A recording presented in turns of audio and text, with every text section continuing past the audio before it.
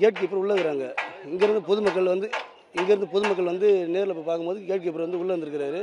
அவர் வந்து எல்லாமே வந்து யாருன்னு தெரியல, சில பேர் அடிச்சிருக்காங்க, அடித்து கூட்டிருக்காங்க. அதுக்கப்புறம் காவல்துறை வந்து அவங்கள பாதுகாத்து உள்ளே வச்சிருக்குது. அவங்களுக்கு காவல்துறை இருந்துட்டு இருக்குது.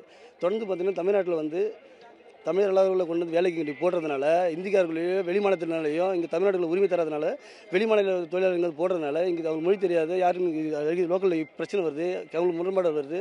அதனால வந்து அவங்க போடுறதுனால அவங்களுக்கு மொழி தெரியாதனால அவங்க மன படுத்து தூங்கிட்டான். அவர் என்ன நிலையில் இருந்தால் நமக்கு தெரியாது. சரிங்களா? அதனால் இது போன்ற காரணம் திரும்பி நடக்காமல் இருக்கிறதுக்கு தமிழ்நாட்டில் உள்ள ரயில்வே இடத்துல வந்து தமிழர்களோட வேலையை போட்டிங்கன்னா அவங்க வந்து பாதுகாப்பாக இருக்காங்க. நம்மளோட வழி நமக்கு மட்டும் தான் தெரியும், வெளி மாநிலத்தில் வரவங்களுக்கு அந்த வழியை தெரியாது. அதனால் அவங்க வந்து இப்போ வந்து காவல்துறை அவங்கள வந்து பாதுகாத்து வந்துருக்காங்க. பாதிக்கப்பட்டவங்கள இவ்வளோ பேர் கிட்ட 10,000 பேர் இங்கே நிற்கிறாங்க.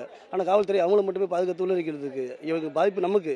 திரும்பி காவல்துறை பார்த்தீங்கன்னா அவங்க விபத்தை ஏற்படுத்தினாங்க இல்லையா, அது காரணமாக அவங்களுக்கு தான் வந்து முழு ஒத்துழைப்பு கொடுத்துட்டு இருக்குது. இது வரைக்கும் இந்த நிலைமை இருந்துட்டு இருக்குது.